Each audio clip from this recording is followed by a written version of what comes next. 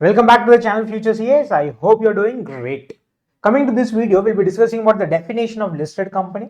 There was an amendment on this particular definition of listed company, but it is not a recent amendment. This happened like 4 or 5 years back. But this still holds a lot of relevance in the current scenario. Understanding the ICS pattern in the last couple of attempts now, ICS is trying to pick those particular corners of the chapter which have never been asked in the past. They're trying to create new questions, making sure that our papers are not repeated, questions are not repeated, sections are not repeated. They're creating new questions every single attempt. So keeping that in mind, observing this chapter preliminary, if you observe all the past papers, MTPs, RTPs, you'll find only one type of question that has been repeatedly asked for this chapter preliminary. Section number 2, clause 85, the small company. I know small company is an important concept, but at the same point of time, keeping the ICA's new perspective in mind, they're trying to create a new question. So creating new question out of this particular chapter preliminary is very difficult because there is no worthy question to be asked. But this definition listed company with its amendment now makes it very much easy for the examiner to draft a question out of it. This will become one of the important definitions in the given future. So keeping that in mind, let's understand what is a listed company in the first place, when is it required to be listed, when will it be called as a listed company, whether it a private company or a public company can be listed or not, if listed what are the consequences of such listing, and what is the amendment that has happened. And to sum up everything on this, we'll also deal with a question that has ICAI already asked in the past, but there's a high relevance, this can again be asked. Let's now understand this concept of listed company by understanding the requirement of listing.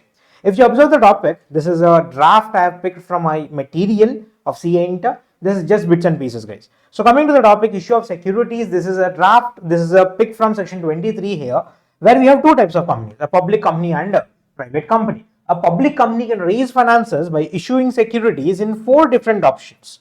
4 different options, keeping in the main 2 options alive here, there are public issue as well as private placement. Public issue, when you're going and issuing securities to a public at large, a public offer kind of a thing. Private placement, when you're issuing securities to identified persons or a select group of persons, who are usually your family, friends and relatives. A close set of people have been issued securities under a concept called as private placement. But a private company can raise finances from private placement but not public offer. The definition itself for private company defines it. It is prohibited to invite public for subscription of securities. So we are not allowed to invite public, we can only invite whom? Identified persons by a concept called as private placement. Now coming to the extension of this public offer topic, public offer can be of 3 types. If you're raising money from public at large, it can be either IPO, FPO or OFS. IPO, initial public offer, when the company raises money for the very first time from public, it is called as IPO. If it is for the second or the subsequent times, it is called as FPO, further public offer. Then comes the topic offer for sale, where it is not company raising money, one of the members, specific members sells his securities but through company to the public, then it is called as offer for sale. Focusing on these 2 points, initial public offer and further public offer has a condition stating that a company which is wanting to raise money from public by issue of a document called as prospectus must get its securities listed. Listing becomes mandatory for those companies which are raising money from public at large. If this is clear, let me sum it up for you. A public company is not required to be listed. A public company which is wanting to raise money from public at large must be getting its securities listed before they start the process of raising of finances, that is IPO. So if this is clear, give me the categorization, guys. Is a private company required to be listed? No. Is a public company required to be listed? Still answer is no. Not every public company, only such public company which is raising money from public, which has gone for a public issue, is required to be getting its securities listed. So conclusion on this, listing is a requirement. Listing is a requirement for a private company. Yes or no? Absolutely no. Private company is never required to be listed because they can never raise money from public. But coming to the second category, a public company, is it mandatorily required to be listed? Again, no. There are 2 types of public companies. A public company who has raised money from public issue, or they have never raised money from public issue. If they have raised money from public issue, listing becomes mandatory, must be listed. But if they have never raised money from public, listing is not required. If you observe this concept carefully, listing is mandatory only for such public companies which have raised money from public issue, from the public at large. Keeping this in mind, now come to the definition. If you are required to be listed, you have to get listed in any one of the recognized stock exchanges. As of now, we have 4 recognized stock exchanges in India. You are familiar with 2 of them, NSE and BSE, National Stock Exchange and Bombay Stock Exchange.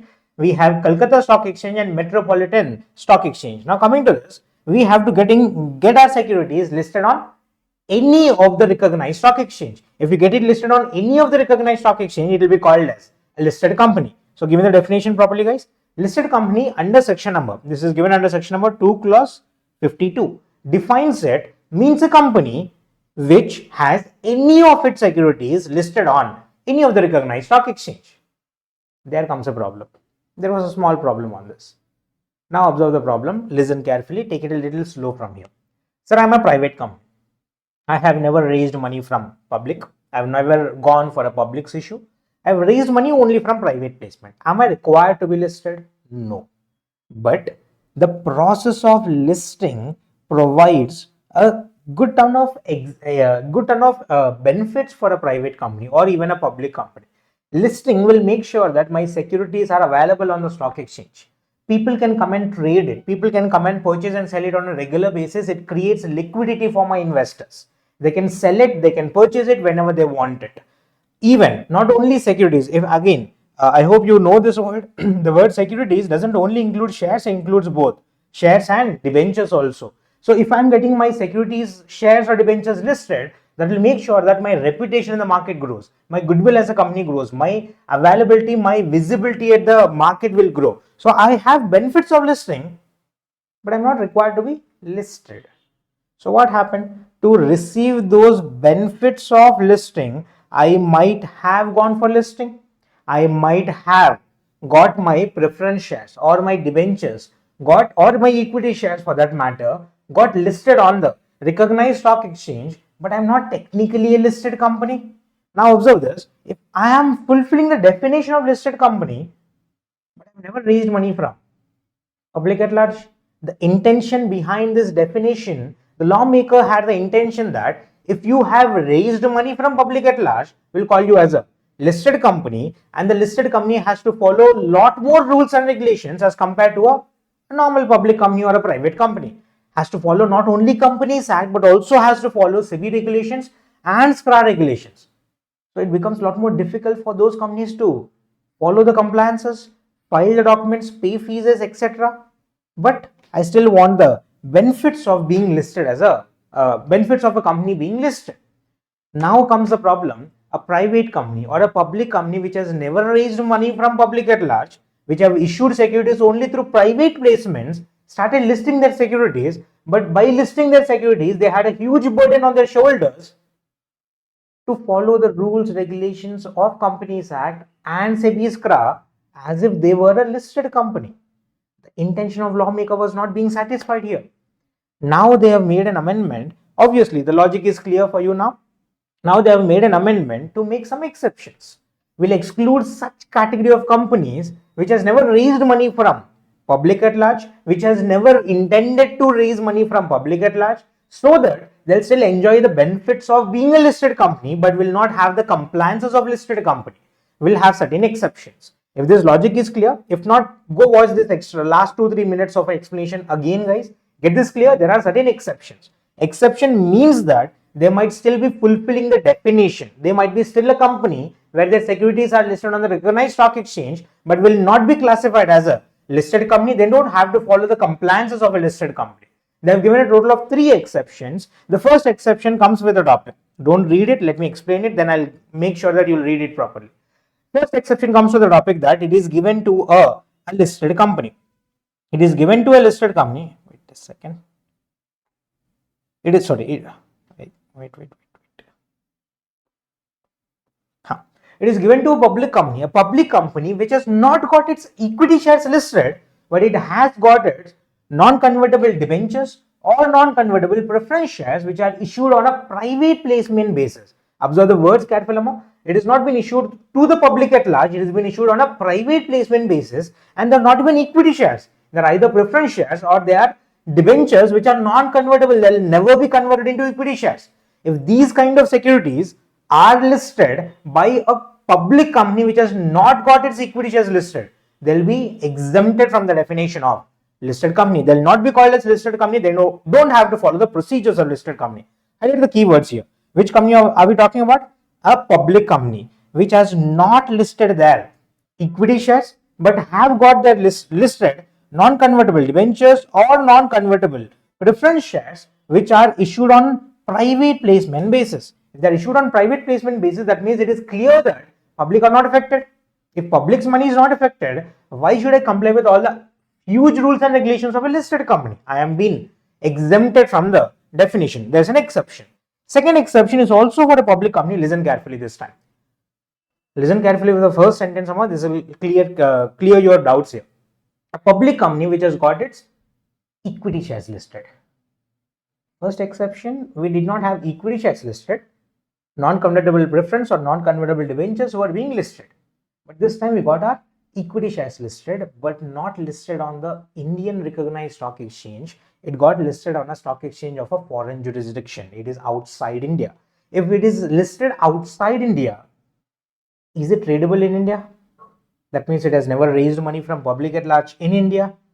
In those situations also, such public company will also not be considered as a listed company. It will be exempted. A public company, give me the words proper here, which securities equity shares itself, but they are listed, on the stock exchange of a foreign jurisdiction outside India.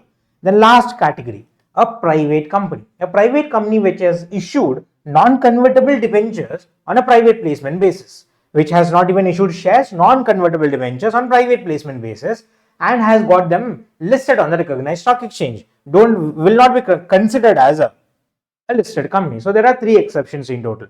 Can you guys sum it up for me? First exception, a public company which has not got its equity shares listed on the recognized stock exchange but has got its non-convertible debentures or non-convertible redeemable preference shares issued on a private placement basis. Or second exception, again a public company which has now got its equity shares listed on the recognized stock exchange but not of recognized stock exchange in India but of a foreign jurisdiction. Or it is a private company which has got its non-convertible debentures listed on a recognized stock exchange which are issued on a private placement basis. Either of these 3 companies will not be called as a listed company, even though they have got its securities listed on the recognized stock exchange. Same thing, we have drafted it in a small chart basis. If you want, you can take a screenshot. Otherwise, I'll leave this particular document as a PDF at the description of this particular video. That's a chart format. Then comes to the question. If you're comfortable, my suggestion would be to download this PDF. Try the question on your own. If your answers were wrong, come back to this video and watch the rest of the video to understand the question's explanation also. My suggestion would be for you guys to try it on your own. If not, then take the help of this video to complete this particular question. So with that being said, let's start the video. Following are some securities issued by different companies related with each other as follows. First, a company, Kleshara Hith Company, a listed company, a limited company, a public company, give me the wordings here. Listed non-convertible redeemable preference shares issued on private placement basis in terms of relevant SEBI regulations. First thing, get this clear, this is a public company which has got which kind of securities listed? Non-convertible preference shares. These securities were issued on a private placement basis. That means they are not issued to the public at large. They have been issued to private placement. This company will not be considered as a listed entity. Second category, Indrayadam Limited. Again, which company by its suffix? It is a public company. A public company, give me the wordings, look at the process. It has listed non-convertible debt securities issued on private placement basis. Now, it's up to you to answer this. Is it a listed company? Has it got its securities listed on the recognized stock exchange? But it is not considered as a listed company because there is an exception, because they got which securities listed? Non-convertible debt securities issued on which basis? Private placement basis. Last category, give me the company here. This time it is a private company. A private company, non-convertible debt securities have been listed on the recognized stock exchange which have been issued on private placement. This will apply the third exception we have discussed. Again, this is also not a listed company. So they've asked question about the relation between the company. This is not our discussion here. This relation between the company is basically holding subsidiary 287 will be applicable here based on this point. So you can skip that as of now. Our focus on this particular video was regarding whether it is listed or not listed. I've drafted again. This question is also a part, extract of our question bank, which is drafted in the manner of facts, provisions, analysis, and conclusion, and highlighting all the keywords which are required, which will make it easy for you to remember and understand the question and complete it in an easier manner. Coming to the conclusion of it directly, jumping to the conclusion, no. Aforesaid said company shall not be considered as a listed company. Remember, always keep the conclusion as much as possible crisp and short. So, end of the day, three companies, all the three companies given here are listed or not listed. They're not listed to be categorized. So, that's your definition under section number 2, clause 52 of a listed company, along with the exceptions drafted for it. Make sure that you go through these exceptions once, twice, do a little writing practice on it. There might be chances that question might be asked on this in the very coming attempts of CA Inter syllabuses. With that being said, that's all for this particular video. If you have any other clarification required on any other part of the syllabus or any other queries about time management, paper presentation, etc., I'll be more than happy to create a video for you guys. Please do leave a comment about it, like the video, share the video with all your friends. We'll see you in the next video. Thank you guys.